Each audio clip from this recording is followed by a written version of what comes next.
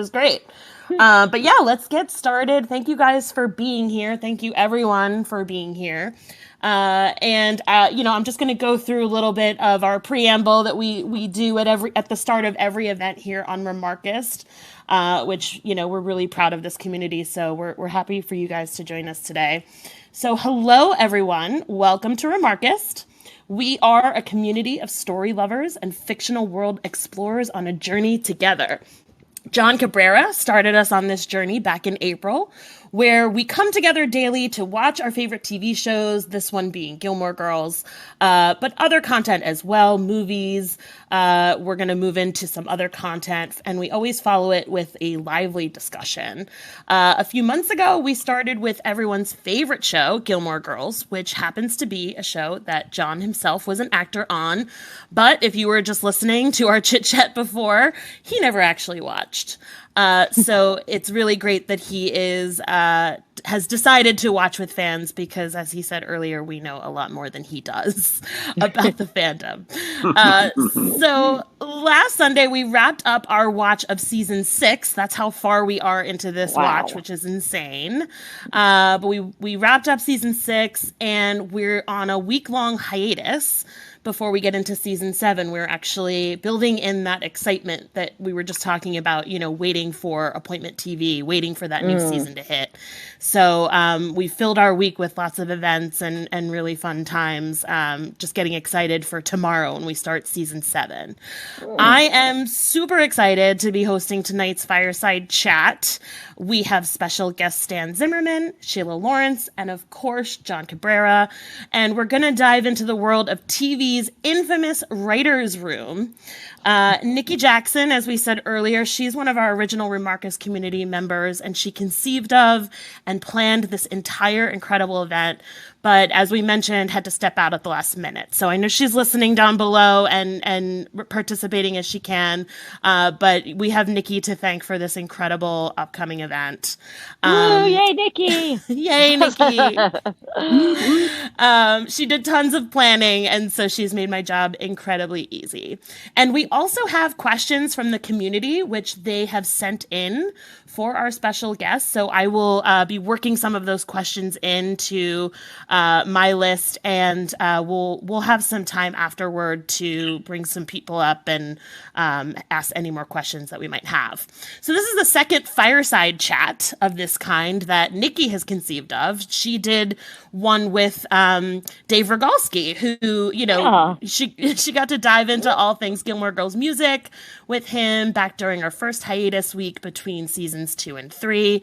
And earlier this week, our community member Mary hosted John for 2 Fireside Chats where they went through all of the episodes up through season 6, and he rated them now that he's seen the series up until this point. And so that was really fun. It was great.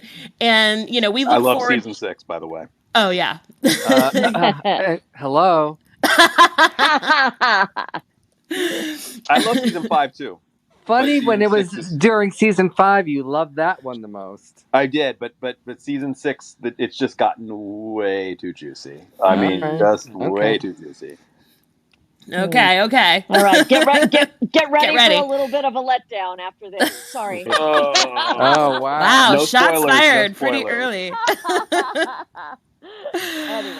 Anyway, so we look forward to more Fireside Chats like this one with cast, crew, and other special guests across the Remarkist platform's present and future worlds.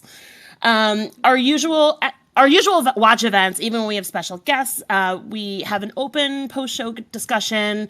But for this Fireside Chat, the format allows community members to submit suggestions for questions in advance, like I said. And we are going to start off with only us talking up here. So as your host, I will be taking you through some facilitated discussion. And so if you guys are ready, I'm ready to jump in. Let's do it. Let's do it. All right.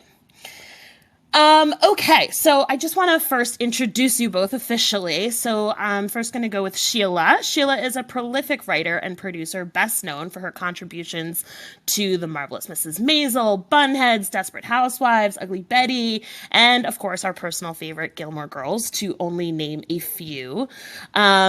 We have your writing credits here, and I'll just read them off in terms of episodes, and you can correct me if I'm missing any. But After Boom, In the Clamor and the Clangor, That'll Do Pig, Let the Games Begin, There's the Rub, and Presenting Lorelai Gilmore.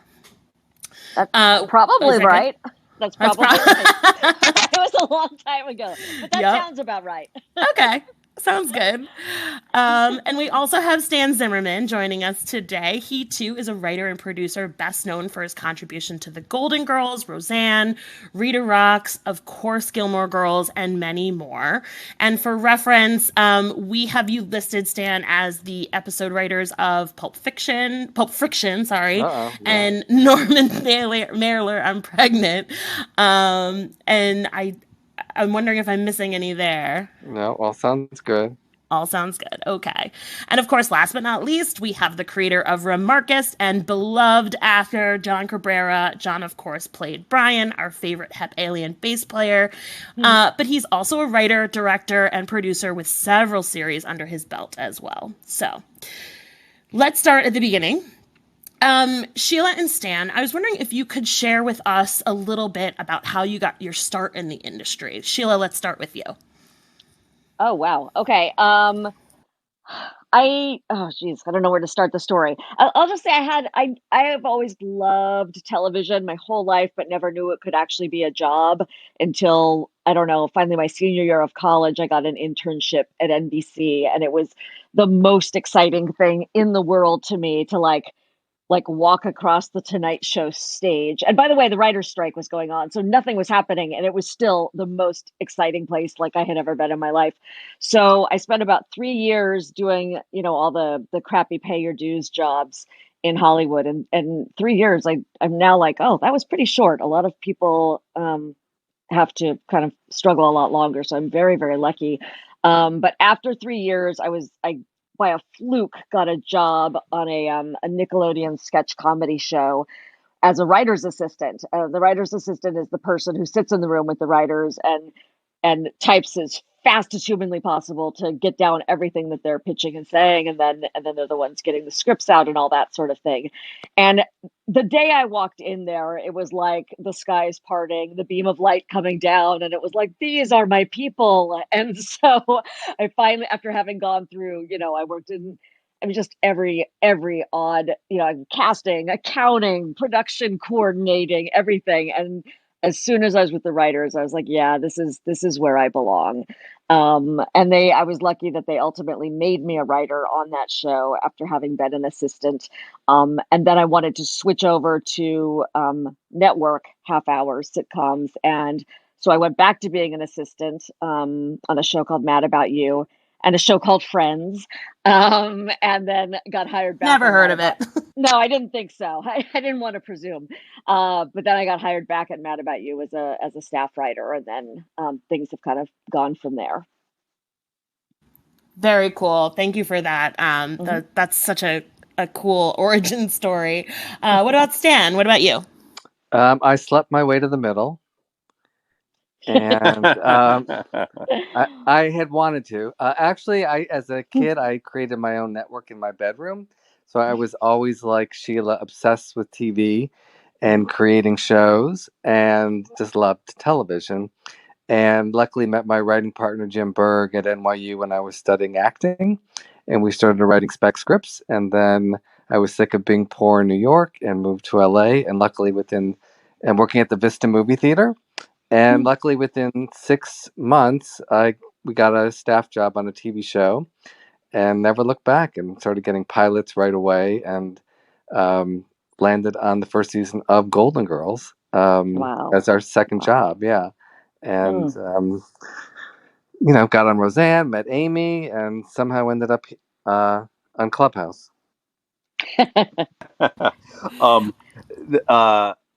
You worked at the Vista. Were you living in that neck of the woods? That's my old. Yes, that was my old hood. Yeah, I lived on Lucille in Silver Lake. When I first moved out here, I had borrowed my brother's car for the summer. I didn't have a job. I didn't have a car, and Jim Berg and I were sharing the bottom of a house in Silver Lake, and I had worked at movie theaters when I was in high school, and I thought it was at least in the industry, and I could walk to the Vista. And so I went there and I just told them that I had experience, and they let me be an usher, except it was a revival house.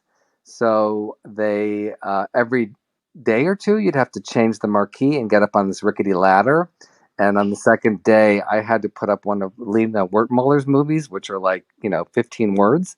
And almost fell off. And I came down the ladder and said, make me assistant manager. I'm never going up there again. And I loved the job. It was a great place to meet LA people and talk about movies. And I created a summer camp series of camp movies, like, Mommy Dearest and John Waters movies, and got to schedule them. And we dressed as camp counselors. And so, Quentin Tarantino just bought the Vista. And I did a little. I didn't know that. Yeah. Yeah, I did a little piece on for Spectrum One News because he was also a little extra on Golden Girls. So we have, and then also Pulp Fiction. So we have this little weird Tarantino. Wait, Quentin connection. Tarantino was an extra on Golden Girls? Yeah, he was. By the way, were there extras in that? Wasn't it? Didn't it only take place inside that house? Why would there be extras? There was a scene where they were having 15 Elvis impersonators, and he was one of them. Oh my goodness! Wow, so John, we're gonna have to watch you watching that show. Oh, I watched Gilmore Girls. Sorry, Gilmore Girls. I watched Golden Girls as a kid. I mean, that was one of the shows that my family watched together. Okay, I'd be into it. Okay. Yeah, for those on the beanbags, the Vista is just an awesome movie theater in Los Angeles. It happens to be the old historic movie theater that was closest to where I lived. I lived for most of my time here in Los Angeles. I don't live there anymore, but that's like I'd say that's sort of on the cusp of Los Feliz and Silver Lake. Yeah, to me it was like New York and living in the Village, and that's why I kind of gravitated to that area when I first got here from New York. Cool. Very cool. I have a question. For you, Sheila, that is, I think, kind of relevant to a discussion that we had recently about an episode. Okay. So we watched the episode, big discussion about Rory's when Rory gets her assistant position under Mitchum at the end of season 5. And then Mitchum just basically just absolutely crushes her, sort of leading us into season 6. We had a big discussion about assistants. The whole thing was sort of was she, because the whole he sort of lays into her, says you don't have it, you're never going to be anything, I'm sorry, you need to focus on something else. And there was this big big debate within our group, was he being realistic and whatnot, or was he being really cruel? And I sort of sat on the side of, she's an assistant, man. I mean, that's what she does, is get coffee. That's what she does, is do all of that. That's the point of an assistant.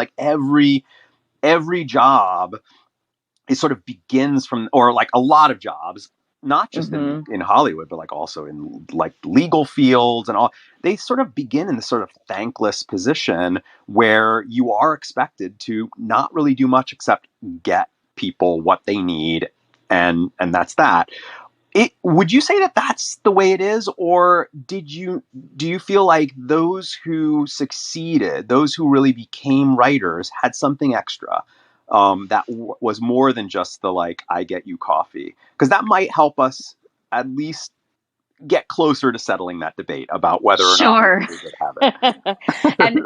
and I wasn't there that season, but that story could have come out of my life. I usually find a lot of horrible. If Rory went through anything humiliating or awful in seasons 2 through 4, it was usually something that I was talking about that had happened to me. So anyway, and I did, when I was my second writer's assistant job on Mad About You, the reason I left was because I had heard that the showrunner said, no, Sheila's too good an assistant.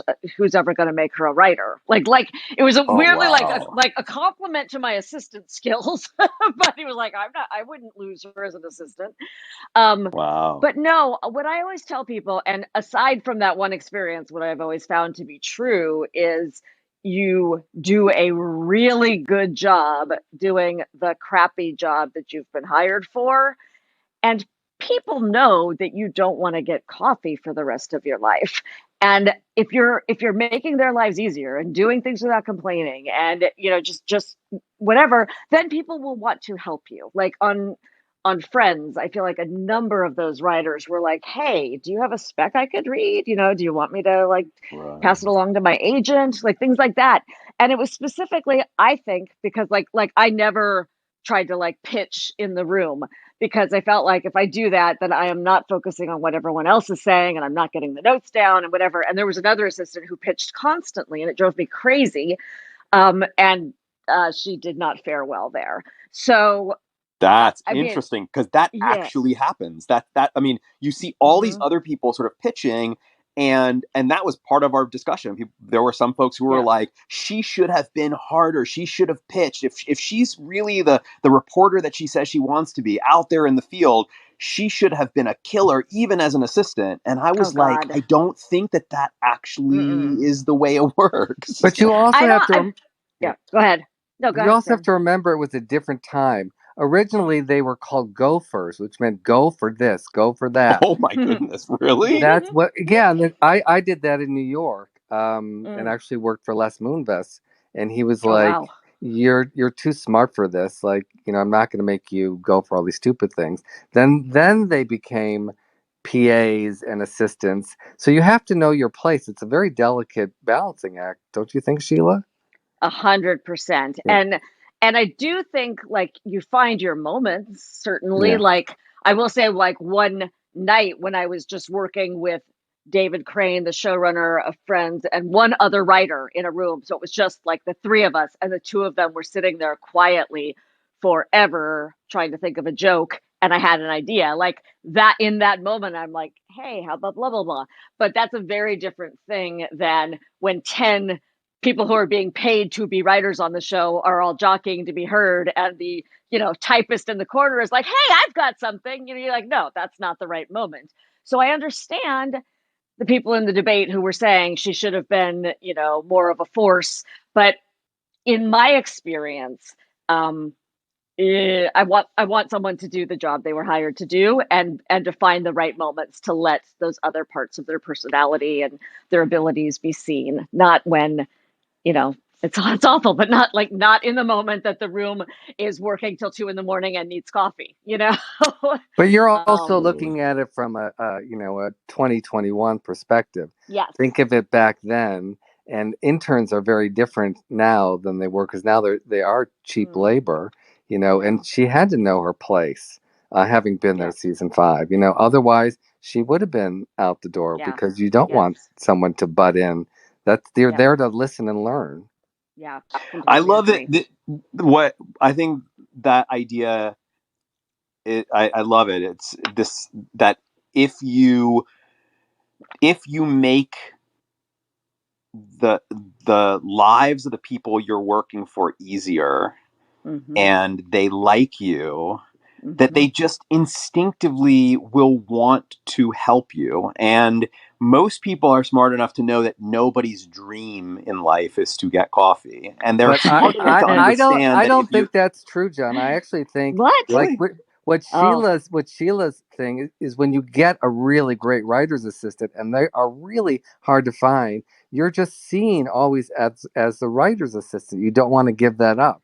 So yes, writers want to help each other, help new people, but you also, the flip side of that is you do get stuck in, I was really great at fixing a copying machine, so I just became that go-to guy to do I'm like, no, that's not what I want to do, Right, so, but I think you were probably smart about it. You still fixed the copy machine, and you didn't fix it going, I really want to be a writer. I shouldn't be here fixing a copy machine. Right. because even though I did lead with that story, I do tend to think what John just said about making their lives easier doing your job. In my experience, that has always led to people going, well, hey, you have done an amazing job. What can I do to help you? So Yeah, like, what do you me, want?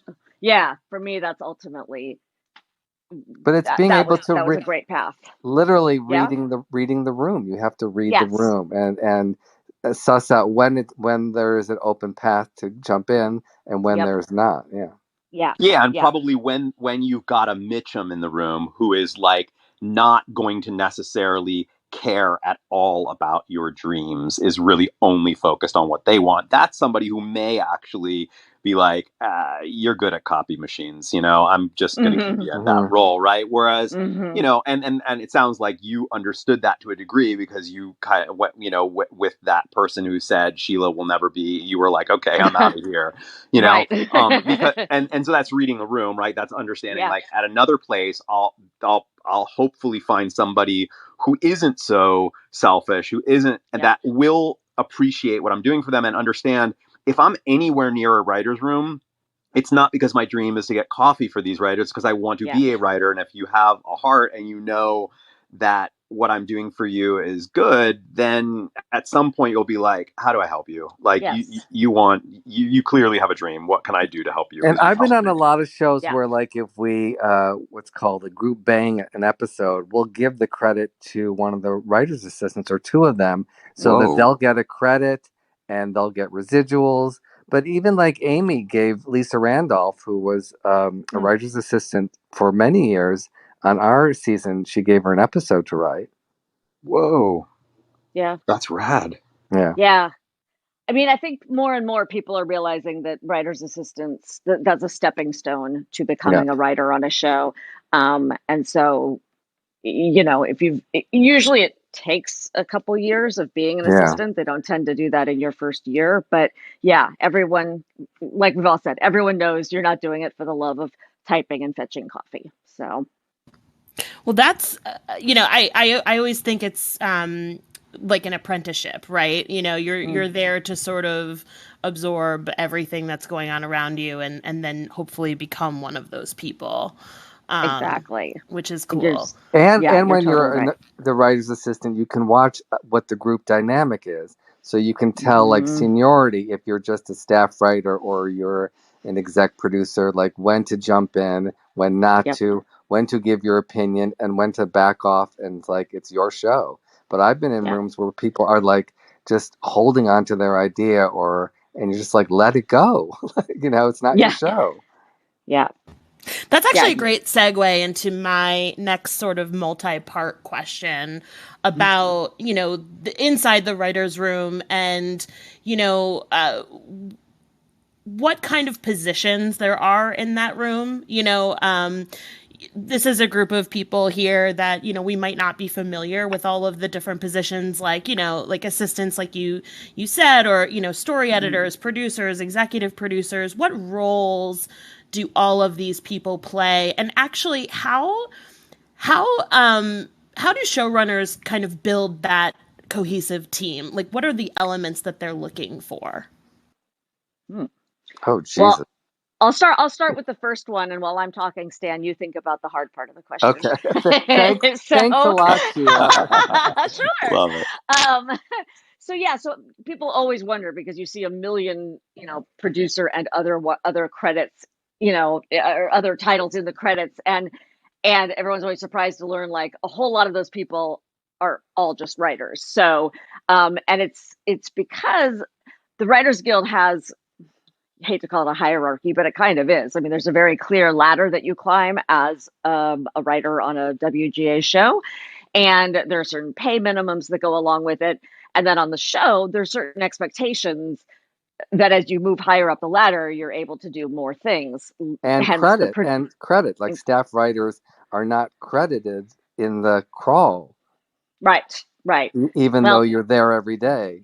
Yes. Yeah, that used to make me insane when like the dog on the show got a credit, and I'm like, I wrote a script and I didn't get a credit. Nothing. But anyway, but as you kind of move up the ladder, and especially once you get to producer status. You're usually also a little more hands-on than maybe in post or on set or in, different types of production meetings. You start to have additional responsibilities besides just writing, or perhaps even like taking on, shepherding another writer through their script or rewriting their script, things like that. But the levels, and these are all writers, are staff writer, story editor, executive story editor, co-producer, producer, supervising producer, co-executive producer, executive producer.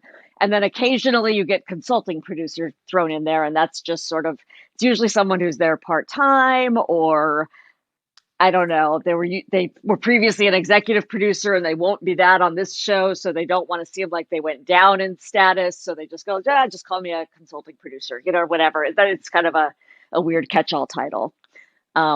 And yeah, it is. And then it plays into the room dynamic too, because as much as, on most shows, they say a good idea is a good idea. And who cares if it comes from a staff writer or an executive producer?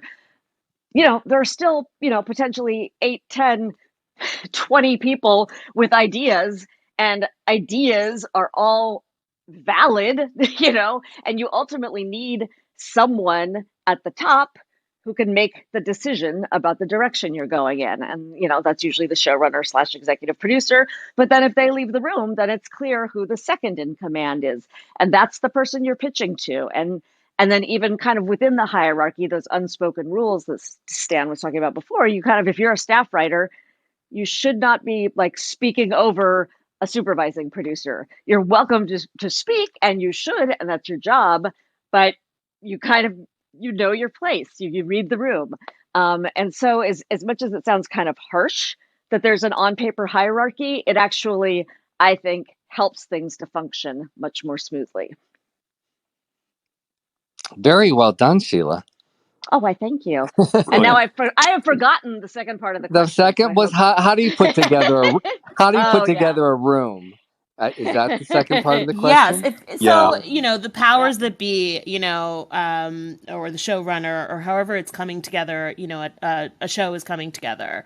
How are they putting together that room? Are they, handpicking or? Of course you're handpicking. You want to think of it kind of like a dinner party, a small dinner party, because you literally will be sitting around the table eating together all the time, usually out of styrofoam. But, there's certain people that, are good with jokes. There's certain people that are good with structure. There's certain people, that great dialogue. So, I mean, you want to have everything in that room, all the different people that have, their strong suits. And then you want as diverse a room as possible. But I mean, when I started, I was in rooms when there was not one woman in the room. Yeah. And that was a problem because, when these, usually straight white guys would, pitch these characters, and they would be, the girl, and she's sexy and she's hot. And that was it. And I'd have to raise my hand and go, can we give her one more characteristic? So you want to have as diverse a room as possible so that you're really getting, all voices together in this room. Can you, I would just want to add one little question onto that, as it applies to the difference between a writer or an executive producer, showrunner, filling a room up with writers they know versus a showrunner filling up at least some of or portions of the room with writers that were submitted to them through the sort of agency route. It's up to the scripts, right? You have the studio, the network, they're pushing people. It's supposedly up to the showrunner, but you're getting pushed so much about who to fill it with. Like on Roseanne, we had 21 writers, and she would hire Tom and Roseanne would bring on a lot of their stand-up comic friends who were not writers at that time. They've since become writers, but they were, just there making jokes, and we had to literally teach them how to write for character and not just for a punchline. And so in trying to find that balance, and those, the folks who can do this and the folks who can do that, when part of your room doesn't, I guess, have to, but it certainly seems that the showrunner has a lot of pressure to at least listen to the studio or to the sort of, agents that are submitting folks. How would they? Not if you're Amy Sherman Palladino. Not if you're Amy Sherman Palladino. So you do whatever the fuck. Yeah, you do whatever the fuck you want. But you both have been in the industry long enough to have seen writers come into a room who the showrunner didn't know them more than the sample that they read. And so how would you possibly know those things from a sample? How would you know where they fit into You don't know. That's the problem. Right. And Amy had that problem, and she kept bringing on people, like if she liked a certain writer because they're a playwright, but then they didn't have necessarily the room skills. And, we had a lot of dysfunction in our year, where Jim and I had just come on as consulting producers and friends of Amy's because she wanted just friends there finally, and because Sheila wouldn't come back that season. So that's how I got the job. I kept hearing about this great Sheila Lawrence. Oh no! And thank God for the Fan Fest, or I never would have met you. And so we were not at the top. And then when the person running the show under Amy and Dan, there were some issues, we kind of had to step in more than we thought we were going to. But John, I do think there's a mix. I think on any show I've been on very few shows lately where like the room is, the showrunner's best friend and their brother and whatever, because staffs have gotten a lot smaller in recent years due to budgets and such. And so I don't think they're like back in the days of 21-person staffs. I think people could a lot more pad the room with bring on my buddies. And not to say it doesn't still happen, because I actually did just hear on Ted Lasso, it's like a bunch of Sudeikis' his friends got staffed as writers this year. But wow, well, that show's good. But it is really good. But no, but for the next season, I mean. But okay. No, but I got on Gilmore. I didn't know Amy and Dan. That my script, their assistant at the time, like read my script and liked it and thought it was in a voice that they would like, and passed it along to them. And we had a great meeting where we just really connected and had similar sensibilities. And 5 minutes after I left, I got the offer. So it happens both ways. And you just do, as a showrunner, you just do your best to like do your homework on someone. If you can, don't just talk to their agent. Don't just talk to the studio. Try to talk to anyone who has been in a room with them before, because they'll tell you the real story. The studio, they have like, a stupid meet and greet with you where you talk about where you vacationed and just chit chat and everyone loves each other. And then they report to the showrunner, like, this writer's great. Knowing nothing about how they are in a writer's room or how they are with story or how they, if they're like pleasant to be around for very long days, all the little things that go into it. So you try to, if it's someone you don't know, you certainly try to find people who have worked with them before. And it also sounds like a big part of bridging that gap between, the personal relationship that you would have to writers that you bring in the case of somebody like yourself or a writer that's submitted by an agency or by a studio, is that meeting that you had with Amy, right? So like a huge part of whether or not Amy wants to work with you is going to largely be like, did she get along with you in that meeting? Yes. Does she feel like, like you guys are could be good friends? I guess is the thing. So I guess then that's sort of for me, that makes the most sense in terms of like, you want your writer's room to work from that standpoint. It's the reason why it seems like writers like to pad the room with their friends, because everyone likes to work with your friends, but also because you have a vocabulary, you have like a working vernacular with them. And so it would be very important that not just that this person has a script that is in the voice of the type of stuff that, I like, and then, but that like in a room, do I get along with this person, and could I actually see myself becoming a good friend of this person's? We're going to be together in a room. Not all the time, John. Yes. Not all the time. No, when we were on Golden Girls, they had this. I mean, it was a prized job, but the producers, the non-writing producers, were in every rewrite session, and they had everybody in such fear that, Sheila, in a room, you're usually just able to say anything, because if you say something that could inspire me or whatever, and in that room, the writers we saw would write the joke down on their script and show it to the person next to them. And if that person nodded yes, then you would go ahead and pitch it. Which to me, I was like, that is terrible. How do maybe I have an idea off of somebody across the table from me that I don't even see, what the joke is. And I think that was such a weird way to go to work, in fear, rather than being free to just say the stupidest thing, which could end up being really funny. Well, then can we agree that although that does happen, that that it isn't always about trying to find that kumbaya sort of quality in the room, that at least that the latter is not the preferred, right? You wouldn't want to have a room that's full of a bunch of people who are all competing with one another and don't really want to share. No, definitely not.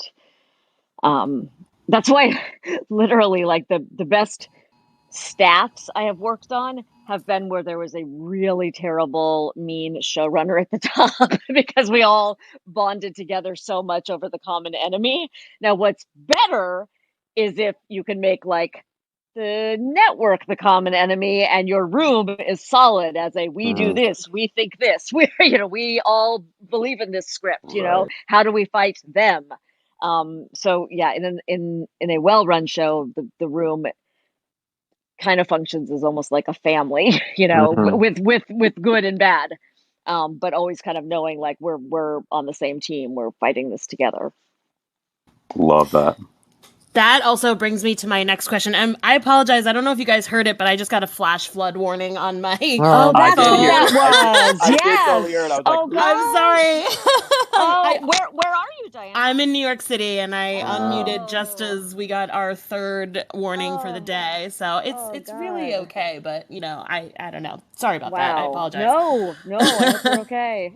I'm fine. Everyone I know is fine. But yeah, it can get rough. So, but anyway, I did want to ask you, to jump off of that, in terms of how a season is mapped out. This is one of the questions that Nikki noted that she was really curious about. And also one of our community members, Mary, submitted a similar question. And we just wanted to know about, so, you enter the room in the beginning of a season, and how is the overarching storyline or the direction of the show that the showrunner might have in mind communicated through to the writers? Is it on a seasonal basis? Maybe how far in advance is the direction of the season mapped out? Do you go from a big overall concept to determining the number of episodes and the main basic plot points of each episode? Does this vary show to show or season to season? I just have a lot of questions about that process. Mm-hmm. Stan, I feel like I keep jumping in first. Do you want to jump in? Well, it's very different, show to show. Something like Gilmore Girls, Amy and Dan had a very specific idea when we came there about couples coming together and breaking apart. And from there, they broke, and I think they do that pretty much every year. They break the season in half, and you go off and you spend countless hours wherever they are, figuring out the arcs and the episodes of the first half of the season, and then you take a break, and I would say vacation, under quotes, and you you figure out the second half of the season. It's different, like on a half-hour show, it's usually not so mapped out because it's not episodic. And I've been on shows where the showrunner doesn't have any clue on where they want to go. And that can be a problem. I know, when we did our show Rita Rocks, we came in with a arc, and especially in season 2, when we found out that 2 of our actors were pregnant. So we're like, no, we've got to map this out and figure out so that we can work it in, and how do we bring in other characters, to lighten the loads of the lead actors. So then it was much more, and I like structure. So I like that we decided in the beginning that at the end of the second season would be the birth of the baby and revealing the sex of the baby. How do you like that? I like that. And yeah, I would agree with Stan that things go so much more smoothly if a showrunner comes in with some ideas, some tentpole ideas for the season, and the journeys various characters are going to go on. It's pretty brutal when, a day one. I remember on one show I was on, like, saying to the showrunner, I'm like, I'm a little unclear. Like, do you consider this a comedy or a drama or a soap opera or a mystery and he's like, all of them. And I thought, oh no, you're in trouble. We're going to be finding this show as we go along, and that's really difficult, as opposed to having a showrunner who obviously doesn't have everything planned out. That's way too hard, and why have a writing staff then? But at least knows, like, okay, these are some of the, I want to hit this, somewhere between episodes 1 and 3. And then I think, by the middle of the season, this character is going to be here. And by the end, I know that the finale is going to involve this wedding. So then it, like, gives you an idea of what to kind of tailor your stories toward. And I do find, Stan, I don't know if you do, but it seems like networks more often than not now, when they're considering buying a pilot, want to see something called a show Bible. Yes, that's which it's new, yeah. But I've actually never done one, but it does kind of go into at least some detail. It could all be changed, but at least some idea of what all the episodes are going to be about. A lot of the log lines and ideas and journeys the characters will go on. So because of that, I do feel like, at least on a season 1 new show, you're coming in, and the first few days even are like the showrunner kind of talking about how they see the show going, and these are their ideas, and let's put them up on the board, and then we can start fleshing them out. And it's a lot different when it's a new show versus something like, when I came in on season 5 of Gilmore Girls. So the new show, you have so much more pressure, and you have the network and the studio, and they're all trying to second guess how the audience is going to react. And that always bugged me, because you just don't know. Trust the showrunner and the writers to do their best, and it's going to happen the way the world unfolds. But they have so much money, and their jobs are on the line, and they're panicked, so they're second guessing every decision. And I've been in a number of situations where it's, I don't know if you have, Sheila, but it's been very difficult and annoying. And then you see the showrunners start to second guess what they're doing, and then the actors do, and you're just like, it's panic time. An environment based out of fear is never a great, as you were saying, creative environment. No, not at all. But then, and what you were saying too, after, when it's not a new show, when it's a later season, a lot of showrunners will ask writers to come in after hiatus with like 10 story ideas or something. So now, if you are a new writer there, you've presumably seen the episodes of the show, maybe not in Stan's case, but and that you could come in going, hey, well, I was thinking this thing for Rory, or whatever. Again, I think it's different, half hour, an hour. Like half hour, had seen the pilot, and you would definitely come in with 5 or 6 ideas for that first day. Yeah, for sure. Where is that break that you said? When does that come during a typical year? Halfway. So when would that be? Like, so what's the start date for the writers as opposed to the rest of production that would actually be actually shooting the episodes and getting them up? When would the start date be for all usually of you? June and July. June and July. We were at, Amy and Dan had rented a Malibu beach house. They had their big house in Hancock Park, but they rent this beach house, and we had to go there locked in a room. I would just go to the bathroom for 10 minutes just to just to be by myself and go, what did I get myself into? and we had no breaks. It was just crazy. They ordered in food, and then in between the first 12, I guess, whatever it was, we went to Palm Springs. Where'd you go, Sheila? So in between the first 12, you mean in between the first writing of the first 12 that summer, or you write the first 12, you film it? I guess maybe it was around December, January we went, and then you map out the second half. Oh, yeah. wow. But for the first 2 months, we write like the first couple episodes. Right. Yeah, and that is super specific to Gilmore. That's not, every show doesn't do that, and that's certainly a network model of a show with over 20 episodes, which doesn't tend to happen that much anymore. And so this is super Gilmore specific. But as I remember, it was usually in October sometime that we went away, because they certainly weren't shooting the middle episodes yet. But the writers are ideally ahead of the game, so we would do story breaking for, I'd say, right after Memorial Day weekend up until production started in mid-July, and then keep moving, but at a much slower pace, because at that point, if they're shooting, then Amy and Dan's attention, their focus is split in a million directions. So then that was why they came up with this kind of middle of the season retreat that we would go on, mostly to just get them away from all the other inputs, and then we could pitch to them stuff that we had been coming up with in the room, ideas we had for the second half of the season, and then we would kind of map out what that was going to be. And we could have martinis and steak. That's true. Yeah. That was really a big perk of it all. It was. They were selling us for that part. Yes. Sounds good to me. Yeah. So you would basically bank episodes up front so that you had a running start with, with the shooting. So I'm curious, what would a typical day, time-wise look like? So you've now started, you're in sort of the regular run of the season in terms of shooting. What are the days like? What are the hours like? The hours are much better than on the half hours that Stan and I came from. The half hour shows are brutal. All nighters are frequent, weekends are frequent. They're brutal. And in fact, it took me at least a year on Gilmore Girls before I truly came to believe that the goal was to leave at 7:00 at night. Like I was like, wait a minute, I could make a dinner plan.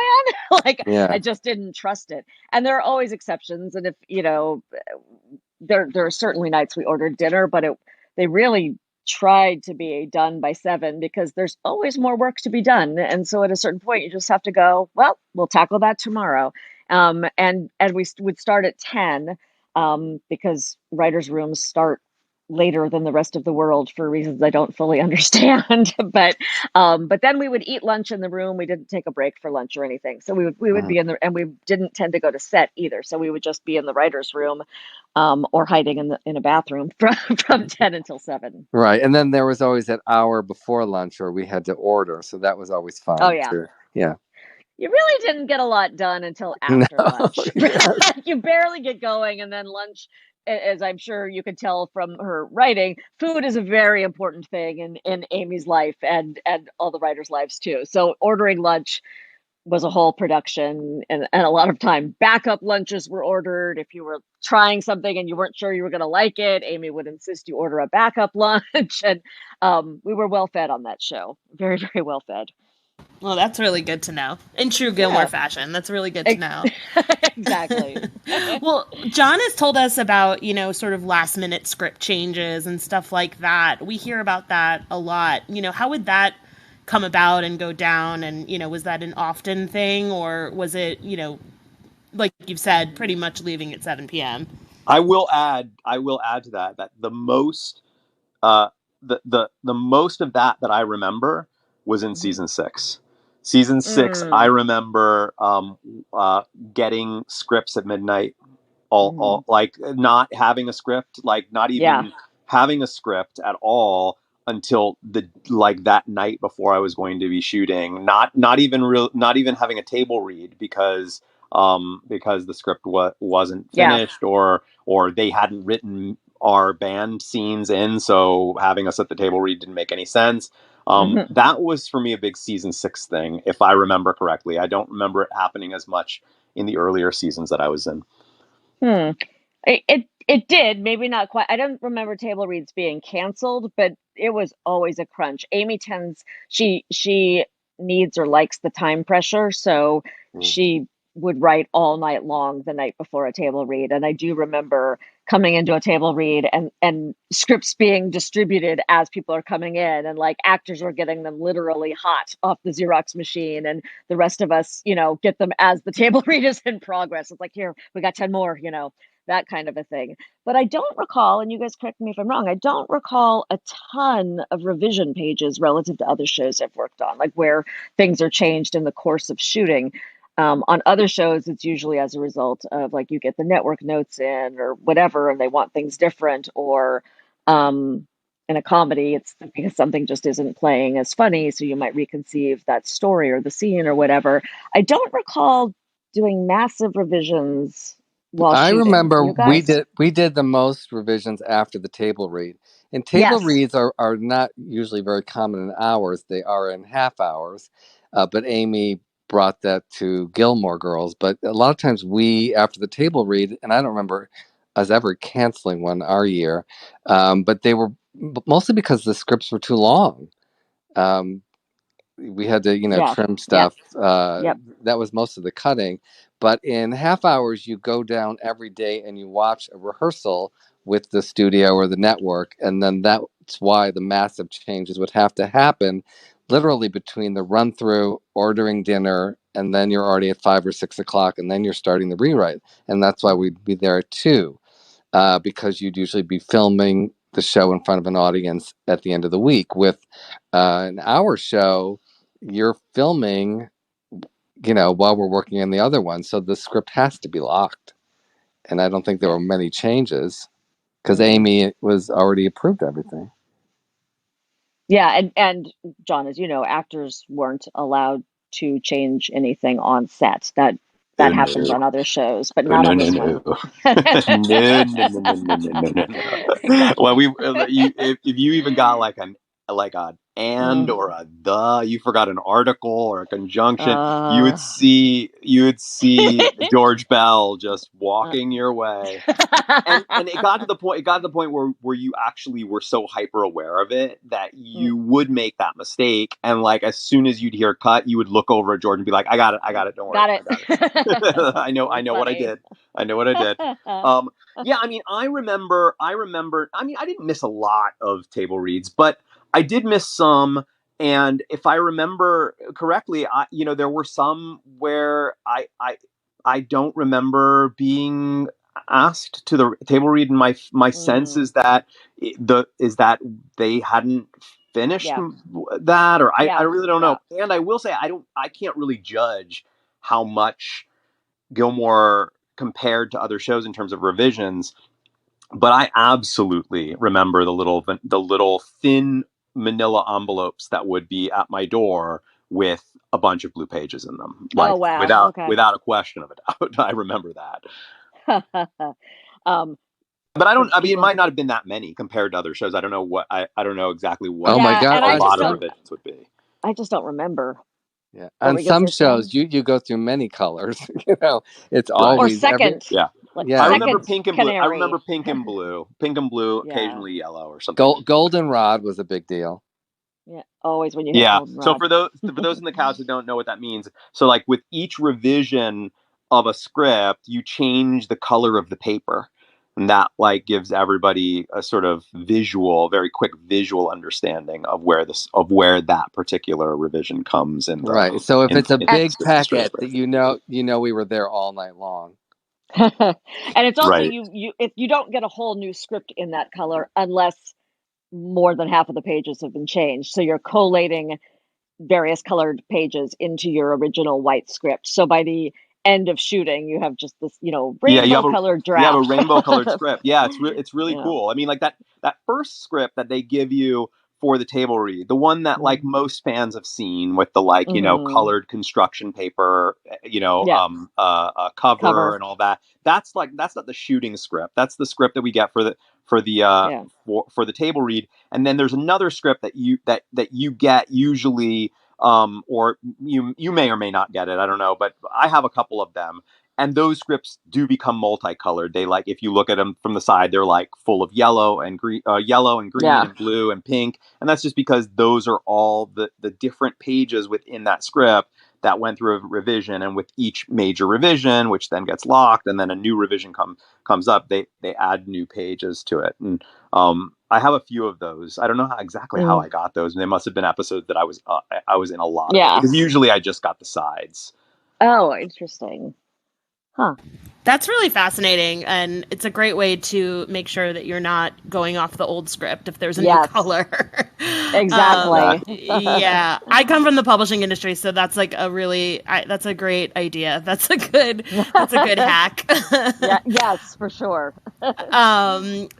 So, because this is a Gilmore Girls loving group, I'm wondering, this is a Gilmore specific or maybe a Palladino show specific question. All of those pop culture references, was it somebody's job to research all of these? What's the thought process behind them? I'm sure you guys have answered this question a million times, but that's really a touchstone of the show that I think fans really love. And so we're always curious about those obscure pop culture references. And, of course, there are some that, not everyone in the world will get every reference every episode. So wondering what it's like inside the writer's room in terms of those references. And I want to add one other extra little thing onto the top of that. Were there ever moments when a reference came up and folks were like, that's not gonna age well? I have a feeling that one's not gonna age well. I don't recall ever hearing that, but mostly I don't either. All the references tended to come from Amy and Dan. I mean, that was, maybe you would write one in your original writer's draft that made it through, but 99% of the references I felt like were theirs. And I think people would have been too scared to ever say like, yeah, that one's a little dicey or whatever. So I don't think so. Maybe the studio or network tried to fight, but I don't, not to my knowledge. But again, they were mostly from Amy and Dan. And then the really embarrassing thing, I've said this before, is if like an actor, asks you, hey, what does that mean? And like, I would have to say like, I have no idea. I just laughed because other people laughed, a lot of the times we ourselves didn't know the references that they came up with. But I love that they did that, because I will say the kind of thinking in Hollywood normally is don't ever put pop culture references in a script, because it dates your show. Like that it was always, every other show I worked on, do not put pop culture references. And when I said it, I was specifically thinking of, there was a pop culture reference to early on to Angelina Jolie and Billy Bob Thornton, and I just thought to myself, are we absolutely sure that these two are going to be together in 20 years? I guess they just didn't care about that. I mean, it really wasn't ever brought up like, oh, what if they break up? I think Amy would just say, what if they did? This happened before that, Like, right. Oh, yeah, I don't remember. I don't think they cared. I don't remember ever anybody saying, what about in 20 years? I don't think we were thinking in terms of 20 years. We were thinking about them. But I love that the references were obscure, because in traditional writing, it was always mass audience had to understand everything. And so this was such a great show, because Amy's like, who the fuck cares if people don't know? Let them go look it up. Go online. That's great. And that and we has did. changed. And you did. Yeah. But that has changed everything for me. And I don't know if you've had this, Sheila. I've used that, because when I write certain jokes and we've gotten notes from networks to studios, well, not everyone will know that. I'm like, well, Gilmore Girls. And that kind of shuts them up, and that kind of changed the landscape of writing, that we, it also went from old school where you didn't, like, now you have your phone and you could look up right as you're watching, you could stop it. Back in the day, you were just watching it live, and it wasn't, you'd have to wait till the rerun. So you either got it or you didn't get it. And I think what's really brilliant about it actually is you're sort of setting up a show that asks the fandom, asks the viewers to be somewhat interactive, because you're giving them things to do. You're kind of giving them some homework. You're giving them a little bit of homework. So I would argue that actually helps inspire the fandom. That helps. Right, but at the time, no one was thinking fandom. Nobody, of course, nobody. No, I doubt that that's what she was actually thinking when she was coming up with it. It was just that it was so unique and such a weird little perspective, and that I think also for Amy it was like a fuck you if you don't get it, And let's be really smart. And Dan loved music, loves music, and so for him to have all these obscure references, they love that. And then as a writer, for me, it was like just get into their heads and come up with obscure things like, Mothman prophecy or whatever it is. Like I wouldn't normally. Flojo. Whatever. Flojo reference in there. Yeah. I was like, even in the 2000s, I was like, wow, Flojo. But on Golden Girls, I cringe now. I just came upon this podcast last night of Golden Girls where they're dissecting every reference and going, what the hell is that? Like in one of my scripts, it was like Jazzercise or John Cameron Swayze. And then like these people are going, who is that? And what's Jazzercise? And what's macrobiotic food? And things like that. So, a lot of shows did that at the time. Yeah. Just one other thought about that. I think it was part of not writing down to the audience. And I think a lot of shows at that time in particular, half hours in particular, really were writing down, to the kind of lowest common denominator writing. And I think, Gilmore has always been considered a smarter show. And I think part of that is because of things like the references that we're not going to spoon feed to you and explain to you. We trust you're a smart person. And if you want to know more about that, you'll find a way to do some research, and I think kind of subtly people feel like smart for watching the show, because you're not being talked down to. But that was not a common thing you're saying, or Stan. That really, it was more common to hear studios and networks sort of saying no, you can't do that because we need to dumb the show down. I don't think people said dumb it down. They just wanted everyone as big an audience to watch it.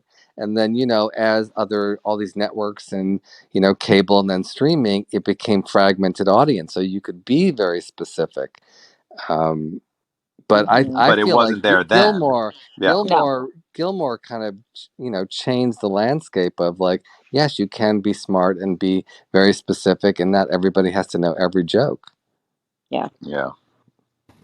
Yeah, and as a viewer, you might actually learn something. You might actually, walk away with some new knowledge, which I definitely did. I mean, as a fan, I never felt that I was being talked down to. I felt like I had to step it up, as a viewer, and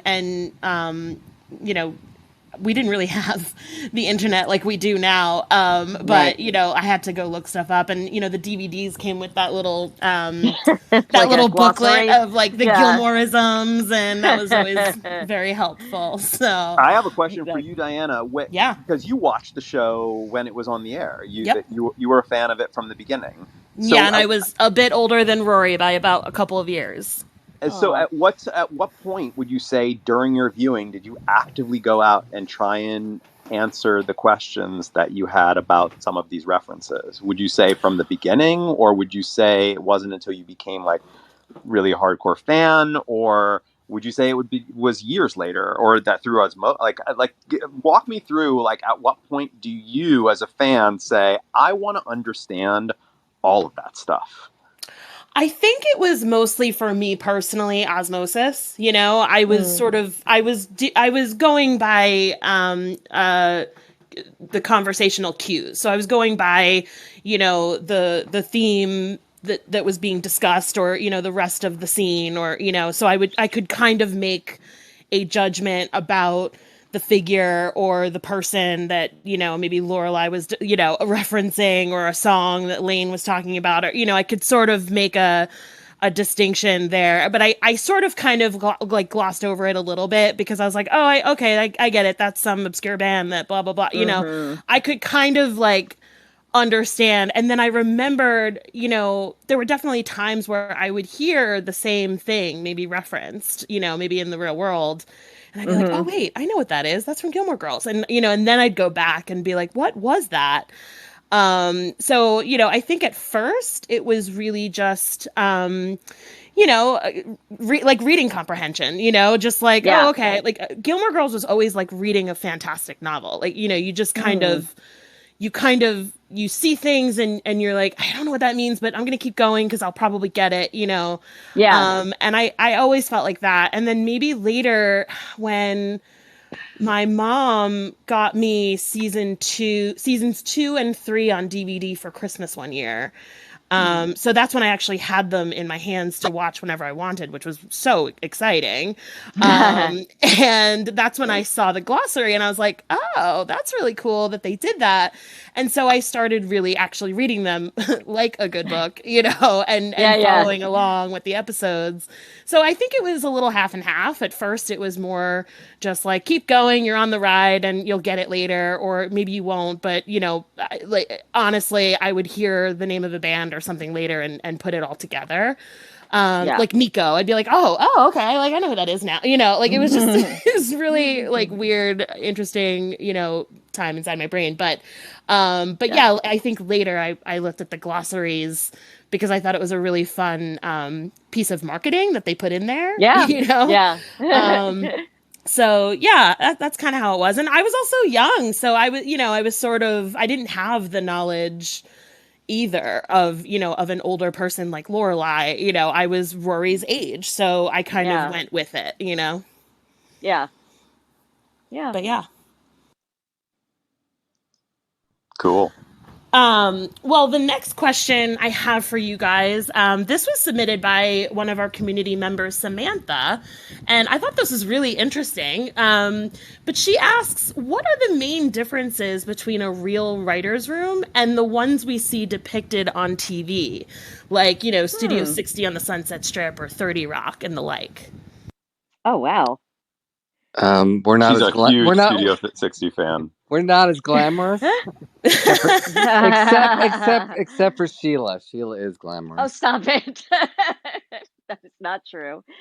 I know I unfortunately didn't watch either of those shows, so I don't know. But I was in Studio 60 on the Sunset Strip, and I was a writer in the writer's room on that show. Really? So John, answer the question. I mean, I can't really answer the question because I wasn't in a real writer's room. So I can't really tell you how similar. It seemed real. I mean, it seemed like we were all around a table. We were all, you know, pitching ideas and right. But I mean, look, Sorkin is a writer. I don't know. Yeah. Was he in writers' rooms or has he only ever been a sort of? No, he's been in a room. No, that's what I was just going to say. Like writers' rooms. I mean, you know, I would say other things that writers come up with, other jobs, you know, life in an ER probably doesn't really mirror real life in the ER, but writers' rooms are the things that we know firsthand. So I'm going to guess that the TV version of writers' rooms is fairly accurate, but with prettier people who probably shower more than we do. So, you know. And they have full hair and makeup for, you know. Exactly. Yeah. We did look a little greasy on that show. I think that Sorkin was trying to get as realistic as he could with that. That's really funny. Yeah, I would guess that they're pretty similar. That's great. So switching gears a little bit to sort of the business side of things, one of our community members, Kathy Ann, asked about, you know, how does one become a writer? How do you submit your own writing to the world? And, you know, how do you get it seen by the quote unquote right people? Sheila. No, that's just because I stand. No, here's the thing. I feel like it's probably different now. Whenever people ask me that, I'm giving an answer based on several decades ago, you know, and things have changed. And I think there are other ways in now because so many people can create content on their own, you know, their YouTube channels or, you know, make their own, you know, short TikTok. film on their iPhone or TikTok. Yeah, exactly. So people, I have a feeling there are new ways that people get other people's attention. But in the past, in the distant past, when dinosaurs roamed the earth, you know, the path I went, as I said, was becoming an assistant first. And that to me was of twofold benefit. One, it was a class in how to be a writer on a TV show. And two, it was putting you in proximity with people who could help you. And so that for me is what worked. Other people I know, just, I guess, just wrote samples and tried to get them read, by agents or executives or whatever. And got in that way, or plays lately. Plays have been a good way in. The playwrights are very hot in Hollywood right now. Big time.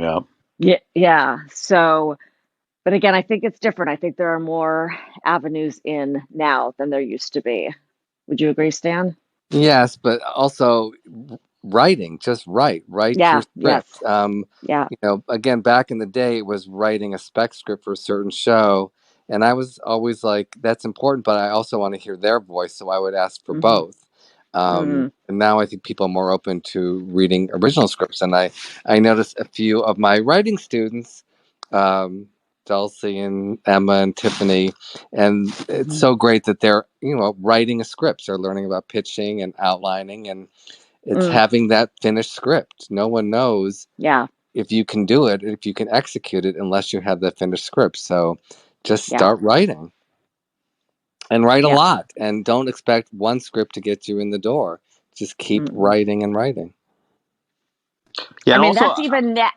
No, I was going to say, even now at this point in our careers, your agents are never going to tell you have too many scripts. They're like, so what else do you have? So what else do you have? Did you come up with anything since I last talked to you 2 weeks ago? So like, you will never be faulted for writing too much.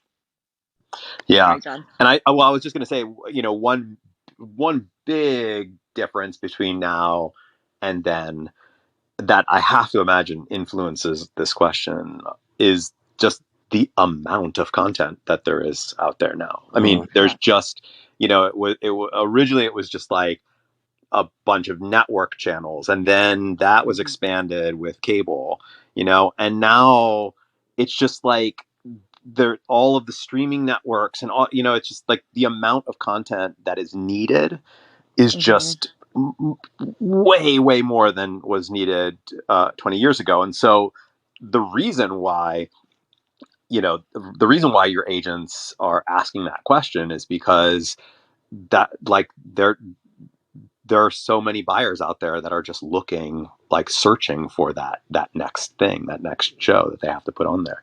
I remember I was at, like, a few years ago, I was at a conference where there was a panel, and somebody at Netflix basically said that we don't believe that there is a ceiling to the amount of content that we will be producing and buying. Wow. That in their mind there was no number that ultimately, because they wanted to be a global, at that time, a global streaming network, that they just needed so much content in order to serve all of these different perspectives. Yes, but it may not tastes. be in numbers, but it's definitely, they have ceilings as far as what the content is. Maybe so with the content is, but it was, yeah, I mean, that I'm sure that they do, but it was more like, we don't actually have it sounded like he was saying we don't actually have a budget cap. Like, we are just buying. We do not believe that there's too much that you can buy. Like, we are just buying. Now they might be very picky on what they buy, but they were saying we're not closing we're not closing the strings on our purse. So if we're being picky, we're still looking. We're still constantly looking and buying the thing that we want to buy. And so because of that, especially if they're being picky, it just means that that there's opportunity in the sense that if you have a new script, you have a much greater chance of it being read by somebody of importance than you did 20 years ago. Well, and I have a follow-up question to that, because you all mentioned it, and I feel that maybe a lot of people don't know this, but I do come from the book publishing industry where, this is something that a lot of people don't know. But you all mentioned agents. Is it required to have an agent to sell a script? Or how does that process work? Does it come afterward? Do you just get the attention of an agent with a script? Like how does all of that work? Again, it's changed. So now, like, if you don't need an agent to do TikTok, and, you know, if TikTok gets the attention of some writer producer that maybe wants a young voice on their staff. So at that point of them getting you in the room, you probably need an agent or a lawyer to negotiate a deal. But to get noticed, no.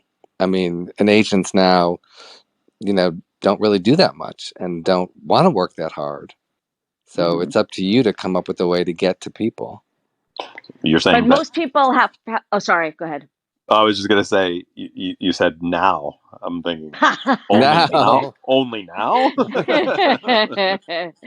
No, but most people have to get the job first and then get the agent. I find it very rare that a script alone makes an agent go, "Oh, yes, I want to sign you."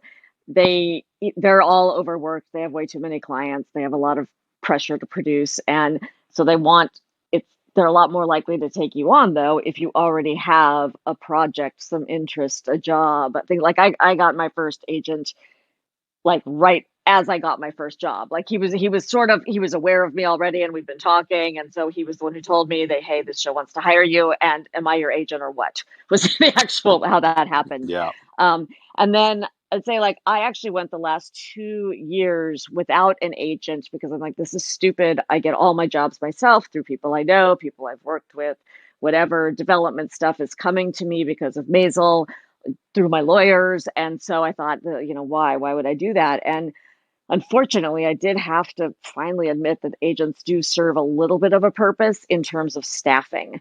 That sure, I can know when my friends have a show on the air, but I don't know, especially now when production happens year round and in a million different outlets. I don't know of like the new Apple Plus show that is like looking for a female co-executive producer or something like that. And so I finally grudgingly just ended up getting a new agent a couple weeks ago simply because I'm like, oh, I'm not going to hear about the opportunities out there. Now, beyond that, they don't really do much. They don't, they don't even negotiate your contract. Your lawyer does that. And then if you want kind of somewhat more of a personal touch, then you have a manager. Agents, they're sort of, I think they're sort of a necessary evil, unfortunately. Yeah, at certain levels, for sure. I would say that, like, for agents of actors and agents of writers, because I've had both, the service is really very similar, and that is they make it easier for, in the case of actors, casting directors, and in the case of the writers would be like the showrunner, the show. They make it easier to sort of aggregate a bunch of writers together to look through, right? And so because of that, and in the case of a casting director, they make it the agent makes it easier, or agents make it easier to bring them a nice pool of people, rather than some method in which you have all these people, all these like individual actors, like contacting you or responding to some notice that you've put up there. It also adds this wall of credibility, right? Oh, if they're represented by that agency, then that must mean that they have some sort of quality, right? So then that gives a little bit of quality control to it. It takes a little bit of the work off of the in the case of actors, the casting director or showrunner takes a little bit of the work off of their plate, that they don't have to sort of do some of that extra work to find out how pro this person really is. But aside from that, it's true, they don't really negotiate. It's your lawyer that does all of the deal. They might kind of get involved in the conversation and try and get your rate up a little bit, or sometimes they don't. They just claim that they did that in order to sort of give you a sense that they had some value in that conversation. But I've found that the main value that the agent has is that they help that hiring person. They help that hiring person by giving them a big group of people that that hiring person knows has been vetted to some degree. Yeah, absolutely right. Super interesting for those of us who don't work in television. That's really, really interesting. Thank you guys for that. I do have one more question for Stan specifically from our community member, Cindy. And she was wondering if you could compare and contrast the writers' rooms at Roseanne and Gilmore Girls, and any memorable moments working with Amy. And keep in mind, this is being recorded, so oh my god, I love Amy so much. Well, they were completely different experiences. I mean, with 21 writers, it was like a crazy fraternity, and then on Gilmore there were 1, 2, 3, 5 of us. So it was completely different, besides Amy and Dan. So very, very different. Freudian slip. Yeah, whoops. Damie. It's like Bennifer, yeah. It was completely different experiences. And I'm not going to say too much because it'll all be in my book. And then Amy can love it or hate it. So when is your book coming out? I can't wait. When I finish it. All right. It's called The Girls from Golden to Gilmore, and it's about all the wonderful women I've worked with and Roseanne. And I'm up to the Brady Bunch part, and then I'm going to get to Gilmore Girls, which is obviously towards the end of the book. And then sounds awesome. Yeah, and then there's a chapter. The next chapter I'm working on is called The Next Lucy, and it's about developing projects for women for sitcoms and all the actresses that wanted to be the next Lucy. Wow. They all said that. Yeah, very at one cool. point in the meeting, they all said that. That's a great anecdote. All of the women who said, "I want to be the next Lucy." This is including Diana Ross. Oh my God! Wow! Yeah. Wow! Yeah. Think of that. Imagine that meeting. Wow. I am now. That's for sure. Yeah, exactly. Well, Sheila, let me just ask you, John, sorry, before you get into it, I'll just ask you. And of course, we're being recorded. So what about Maisel versus Gilmore Girls, and Amy and the progression there? Is there, anything that you'd want to say about, the differences or comparing, contrasting the two shows and work? Plead the fifth. And and I'll even throw buttheads in too, because Amy and Dan know how they like to work, so it stayed pretty consistent. It wasn't like they suddenly, decided and now we're not going to have a room at all, or nothing. The story breaking was the same. About the relative room size was the same. The one thing that changed was that Amy didn't have to spend a huge part of her day fighting with the studio and the network. That was on Gilmore. I think this is common knowledge that she got a little bit of a reputation of being, quote, difficult to work with because, she was a woman with opinions, and thank God she fought for all of them. But I felt like she was constantly having to fight every single creative thing she wanted to do. And now she doesn't have to do that. So that's the biggest change. But in terms of how the room runs, no, it was kind of like going home again. It's like, oh yeah, this. Oh yeah, all right. So they're very similar. Awesome, thank you. I still remember the table read where Kyle is revealed to have just returned from Iraq, from Iraq with no hand, and now the hook hand. God. And I remember, because the scene's written comically. He's a comic character, and it was equally jarring that she that they had put that in there, and and the scene was hilarious, and Chauncey's like, the delivery was amazing. We were all dying, everyone rolling, and I remember Amy was like, "Oh, you should have been in the room when we were pitching that one to the network." I can only imagine. And I Yeah. was like, "Yeah, I'm surprised that you got that into the script." I mean, that was at a time when it was really sensitive about, like, soldiers coming home from the war without limbs and all of that kind of stuff. And so I remember thinking, how did you get that past the network? Yeah, weirdly enough, that's one I don't think you could now, actually. Like, maybe not, yeah. I when you said that, I'm kind of like, oh God, they made jokes about that. Like, yeah.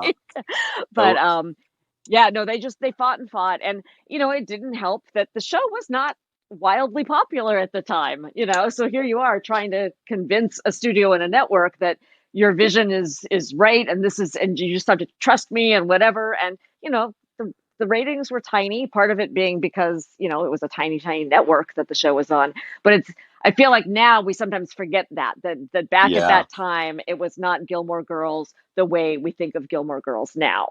Totally. It was really kind of a little scrappy operation that, you would tell people that's what you worked on, and you'd get like a blank look, because it wasn't widely known or watched. So that makes it that much harder to fight for your vision. And I'm so glad she did. And budgets. I mean, there was just a smaller budget, and I'm sure, Sheila, I don't know if it happened on your seasons, but sometimes Amy would go like, fuck them, I'll pay for it. Yes. If that's what she wanted. And it's like, okay, so they couldn't argue Never with that. seen that. Yeah, I've never seen that before. She did that on Bunheads too. Like an extra, like a Saturday dance rehearsal that was needed. They're like, it's not in the budget. She's like, I'll pay for it. I've never heard of a showrunner. I worked on the Bunhead pilot, and there were a couple of things where they're just like, we can't afford it. And she was like, we'll do it. We're just doing it. Yeah. Wow. Yeah. Which is very cool that she just, had her vision, and it didn't matter that nobody, the producer putting in their own money, was unheard of. It still is. Never. Yes. It still is. Still. Wow. Yeah. Anyway. Well, so the way that we usually end these, I know we're a few minutes over, but the way that we usually end these is we just open up the couch, and folks that are out there on what we call the beanbag just come on up. And I sort of treat it as like, that kind of everyone is just milling about, saying hello and whatnot. The event is technically over at this point, so certainly feel free to duck out whenever. But I know that some fans out there would, love to at least just say hello and thank you for your time. It's sort of that idea of like, sort of bridging folks together, keeping this experience a little bit more casual than your typical like Comic-Con style panel. Right. That's nice. I have to duck off in a few minutes because my family is starving, but I would love to stay on for a few though. That's come on up, everyone. The couch is open. So what time should I be there, Sheila? You believe me, you wouldn't want to. It wouldn't be worth your drive. So, I am not a cook. Hi, Emma. Hi, Stan. Long time no talk. Long time, I know. Hello, fellow writers. What is up? Hi. Hello. Tiffany. Thanks for doing this for us, you guys. Yeah, it was amazing. Great job, Diana, on hosting. Yeah, you did a phenomenal job, Diana. You did great. Especially so last minute, too. I have to give a lot of credit to Nikki. She did a lot of preparation and made my job really easy. But this was a lot of fun, guys. Thank you so much. Oh my gosh, of course. Yeah, I really appreciated this. Stan, I want you to know season 5 is still my favorite, regardless of what John tried to convince me of. Thank you very much. John, take notes. I'm really hip on season 6. It's actually like, from what I'm gathering, it's not a really, really popular season because of my interpretation is because of all of the like really tough stuff that's going on with Lorelai and Luke in the second half, and the fact that like the girls are not talking to each other in the first half sort of gets away from the like cozy cozy sense that the show has in earlier seasons. But for me, it's just the conflict is just so good. It's so good. We are not going to get into this again. I know. Yeah, are you Sheila, Stan, are you guys going to be at FanFest in October? Yes. Do you know? Okay. Of course. Yes. Yeah, wouldn't miss it. Great. Are you? Yeah. John, yep. Can you go? Oh, yeah. Good. Yeah. Good. Exciting. With the whole family? No. Josie's. Well, we're taking a trip to Germany to meet the grandparents. Wow. Oh my gosh. We're doing that in September, and I think that's the most that we want to do, like flying a baby around. That makes sense. And I'll be there for a few days. I'll get in. I get in on Thursday night, and then I'll actually be leaving on Sunday. So I'm unfortunately I can't stay for the secret event. I would have loved to have done that. And actually, Babsy's really bummed because, of course, she loves FanFest. She loves Connecticut in general. So, but get back to the fam. Yeah. I just wanted to say, Sheila, Dan, when y'all were talking about like how to break it into the industry right now as a screenwriter, it was really fascinating to hear because like the biggest thing I noticed that helped like me out a bit with getting into the industry like a little bit easier was the pandemic, because I love connecting with people online. It's just so much easier. I don't have to like sit there and like do all the body language and stuff. I can walk around and cook, and then we could just be talking. And it's been so great. Now I'm like friends with a lot of people who are working in the industry, or, you know, like trying to get back in with, you know, a gig or something like that. And they're like talking to me, showing me the ropes while we're eating Popeyes together. It's like very relational, very like, you know, we're connecting with each other on the same level. And like, that's what I've noticed has kind of been like the change of like how it was back then. Which has been really great because that's kind of like more up my speed. I'm very relational, very like, okay, I need to get to know you, probably like hang out with you for 6 hours or something. But that's me. I'm Midwestern. But yeah, like it's really great. Well, that's so smart of you to have noticed that and used it that way. Because I gave that advice to a few friends, like, you know, during the pandemic, people who wouldn't probably meet you, go out of their way to like meet you in person for coffee in a meeting, you know, would certainly sit down for like, you know, 15 minutes to give advice about being a writer or something on Zoom. I felt like people were, just because it was easier, and I think everyone was just starved for conversation too. But so that's so smart of you that you took advantage of that. Yeah, that's brilliant. I hadn't thought of that, but it's true. I mean, like every industry has sort of transformed largely because of the pandemic in that way, in that sort of virtual way. And in all ways, you know, from the building of shows to, I would have to imagine, networking and connecting with people and trying to get into the industry. I mean, we just don't have the same outlets that we did before the pandemic because a lot of them have closed up. Yeah, absolutely. Yeah, I mean, the fact that you were able to start up this Remarkist thing, John, in the middle of the pandemic, it was actually really beneficial, because the biggest reason why I wanted to join in was to just know how, like, you know, people can consume television and be really obsessed with the show for such a long period of time, even though, like, I'm a huge avid Gilmore Girls fan. It was nice to hear, like, other fans take on it and stuff, and you know, how the writing and story can really impact people, you know, in their day-to-day lives. And it was really nice. It was very like personal and stuff like that. So and it helped me understand more how impactful storytelling and stuff can be as a writer. Why are you using the past tense? Was it is, and it will continue to Look, be. John, let me be optimistic for 2 seconds. I just told you that we have somebody helping us build a grown-up version of our app. We are going places, Carl. Oh, you're talking about Remarkist? I thought you were talking about the pandemic. I'm sorry. Oh no. Yeah, that's what I thought too. My bad. I thought I was past tense with the pandemic. No, you kept saying it was really nice. It was really nice. I'm like, it's still nice. We still have another season to go. If you're just talking about Gilmore Girls, we have another season and a revival. You're right. We do have a season 7 of a revival.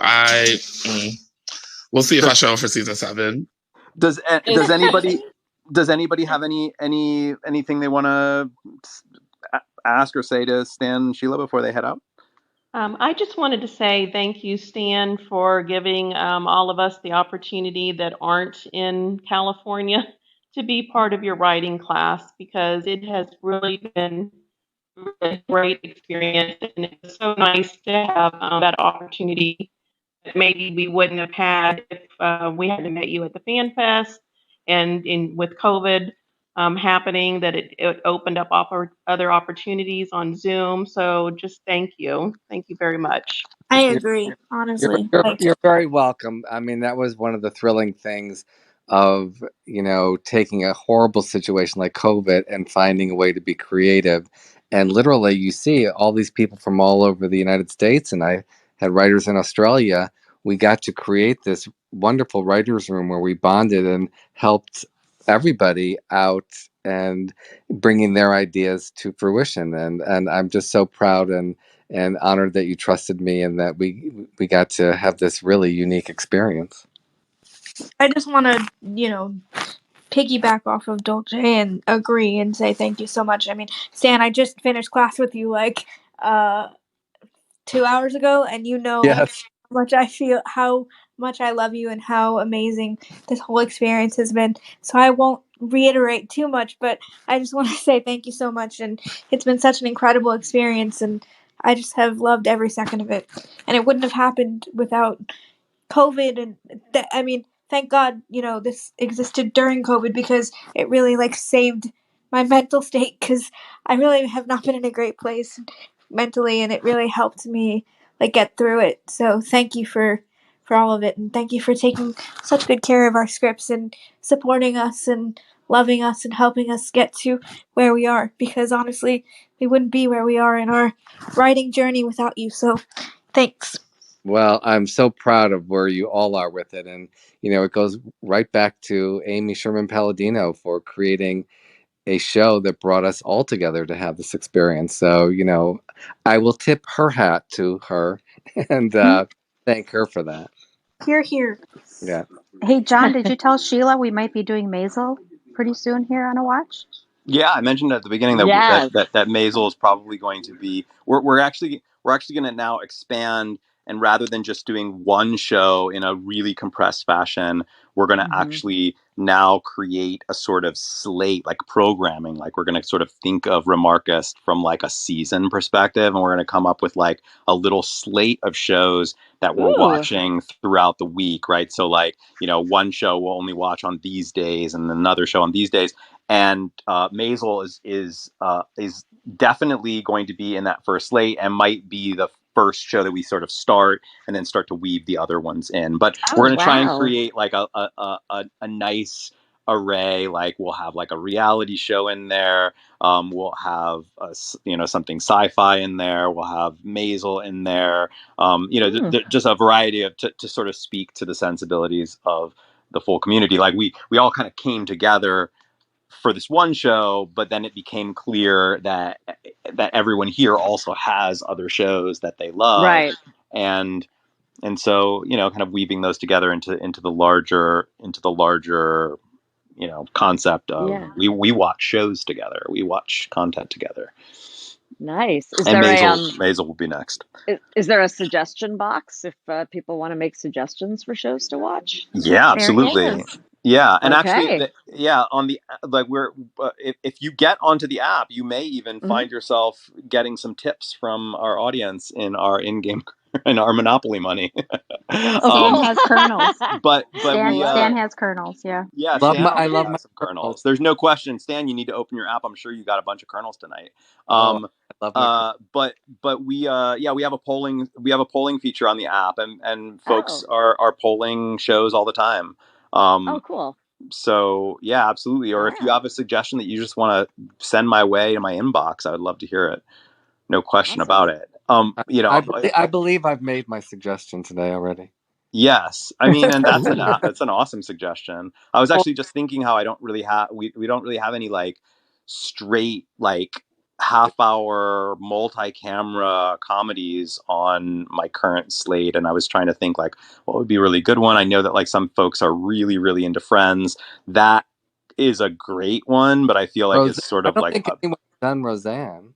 That might be Roseanne. Roseanne. My only thing is I want to make sure if it's a big show, like a big franchise show like that, like a Friends or whatnot, I just want to make sure that we prep it well, because there's probably a big fandom out there that we could like bring into this. And, I mean, Friends is like got like 200 and something episodes, like 230 something episodes, I think. Something. Yeah. It's really big. So I just, I want to make sure that with a show like that, we really plan it right. There are some shows that that I love Maisel because it's like, okay, we only have 3 seasons, we can catch up, then we'll be able to like watch it like together as the episodes are released, which is kind of fun and all that. That would be fun. So I'm trying to figure out like what's sort of the best.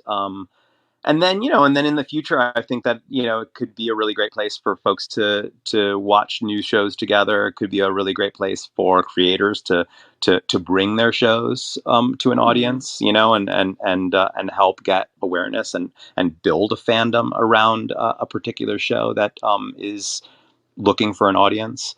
I think that there's a lot of possibilities for where this project can go. Sold.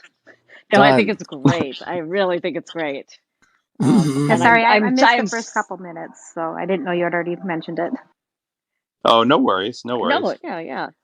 And I'm really bummed I missed the Gilmore watch. I absolutely, I have not seen the show since it originally aired. I would have loved to have watched with everyone. So I'm happy to be in touch now and kind of know how to do this.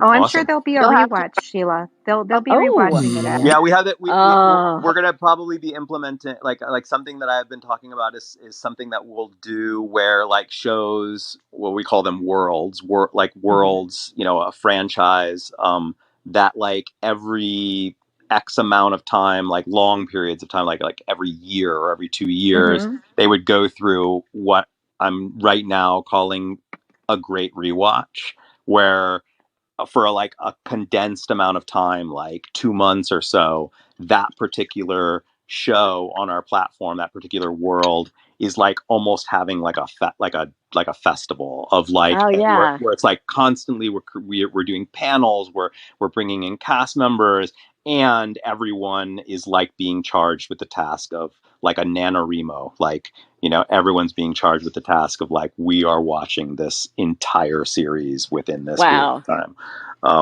Cool. Which might be tough for like a show like Friends to do in 2 months, but right. But I mean, so what I'm saying is, not hard at all. Gilmore Girls will have another rewatch as part of. Or you could do something specific like all the Brigade episodes, or the musical numbers, except for Summer. Yeah, I imagine that kind of stuff will happen. Like within a world on the platform, you will have community members who are coming up with thematic watches for the show. Like, even that throughout the year. Like, it won't be that, that the Gilmore Girls world on Remarkist will just suddenly go dormant once we move into these other ones. People will still be, sort of hopefully creating events in that space and keeping it alive. And new Gilmore fans hopefully will find this project and want to do, mini rewatches together here on the platform. Or Sheila Lawrence Film Festival. Yeah. Oh God. I don't even think my own family would be interested in that. So let's go for a little aim a little higher. Shauna, did you want to say something really quick? Yeah. Between Sheila and Stan, I mean, maybe this was already asked, but what was your the favorite episode that you wrote? What? Ooh, I'm curious. I think I know Stan's, but you do? I think so. Isn't it Pulp Fiction? Well, there's some really funny things in Norman Mailer, I have to say. I mean, I love Melissa McCarthy so much. I love the Norman Mailer episode. There's just some really a lot of bits in there I like. So, it's hard to play favorites. I like both of my season 2 episodes, presenting Lorelai Gilmore, and There's the Rub, and just for different personal reasons. Like presenting Lorelai Gilmore, a lot of my original draft made it through the process, which doesn't always happen. So that was kind of exciting. And I love Richard's story in that. And it's just a beautiful episode to look at with the debutante stuff. And then the spa episode, I just had some very personal emotional stuff that I had gone through with my mom that I kind of got to repurpose emotionally in Lorelai and Emily's fight, and then my brother was the bartender in that episode, and so I just have a lot of fond memories of doing. And it was a fun break in the room on that one, and so I just those two, but not because I'm like, oh, and they were so well written, or I love it was the best episode of the season or anything. It really is just like the personal memories that went into either the writing or shooting of it. Well, I'll say I didn't remember that you had written that episode, but I as you know, I rated all of the episodes up until season 6 the other night in a Fireside Chat. Yes. And that there's the rub, along with another episode that season I can't remember, were my 2 highest rated episodes and my 2 favorite episodes, and I can't remember what the other one was. Aww. But There's the Rub is a powerful episode. That episode is so good. It's so good. Yeah. And we also did a hilarious theme night that episode. So that where we also do these ridiculous games where, like, every once in a while, like, the whole community will be charged with the task of doing something in the theme of the episode. And that night, everyone was charged with the task of, like, getting into spa mode. I was hoping you were going to say that. Yeah, and we all had to, like, post pictures and stuff. So, like, Babsy and I got like cucumber masks on our or like masks on our faces, and we like had like towels wrapped around our heads, and folks had cucumber waters that they posted. So we were all posting all over social media, all of the gosh. stuff. That's so great. I love that. So when you guys would write, you guys would write it and then Amy would approve it, right? Or did Amy and Dan come in with, I kind of missed it because I was trying to guide my dad through his DirecTV went out. And I'm trying to guide him back into getting it hooked back up, but so I had to turn it down a little bit. So I'm like, but Amy and Dan kind of were in the writer's room with you guys, right? Or did you guys write it and then give it to them and they go, oh, this is good, or nah, I don't think the words "this is good" ever came out of anyone. Of course not. I mean, it's Amy, so yeah. No, everything would go through her computer at the end. Like she did. It was just, and she tells you that when you first meet for the job, that she does a pass on everything. So that is not a surprise. But they are in the room a lot.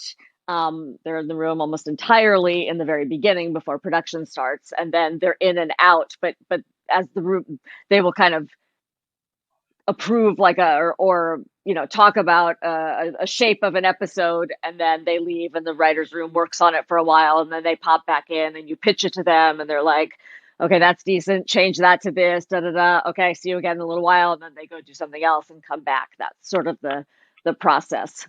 But no, every single thing has to be approved by them. But you do go off and write a first draft, and then if Amy approves it, you get notes and do a rewrite, or she'll just grab it and do what she does. Yeah. I have one more question, and then I'm going to let you go because I know, Sheila, you need to go to dinner. But this one is actually a specific actor question. And I know that we mentioned earlier that, like, it was a big no-no that actors do not change their lines and whatnot. However, at the level of Lauren and Alexis and maybe Scott, was there discussion at the very least in getting stuff officially changed in the script so that they weren't technically going off script because they wanted something different said from the character, or they wanted it phrased in a different way. Not that I recall, but I don't think definitely so. not Scott. Definitely not Scott. For sure Okay, not Scott. For sure not Lauren. Scott. Lauren. Look, I mean, season 7, I'm sure, when they weren't there, the actors all had much more of a voice, and Lauren, who hadn't gotten to have much of a voice for 6 years, had a lot to say, I think, in season 7. But I mean, maybe, but I think it was just from day one. It was not that kind of a place. So I don't remember, but that doesn't mean it didn't happen. When the writers weren't on set very much, and certainly weren't, sitting around Amy's office while Lauren comes in to have a talk about changing a line or, anything like that. So if it happened, I just wouldn't know, but I don't think it would have. That's cool. And it does on other shows. I know it does happen on other shows, and I just didn't know whether it happened here. It sounds like you aren't totally sure if it did either, but you get a sense that it probably didn't, which I think is really, really cool. Awesome. I'm going to actually head out myself. All right. This was so wonderful. Yeah, thank you for inviting us. My gosh, you guys are Thank you all for coming. Thank you very much for doing this, y'all. We love you all. Thanks for all the kind words. Yes, absolutely. Sheila, we start season 7 tomorrow. If you want to join over the next couple weeks, I'll have to just to let you know. There's one. I'm not no pressure. I'm just saying there's one season to go. This watch around is all I meant. No, I know. It's just that it's whatever. I don't want to say more negative things about season 7. So anyway, but thank you. It's okay, Sheila. I got you covered on that. Yeah, see you in Kent, everybody. Yes. See you in Kent, my friends. I can't wait.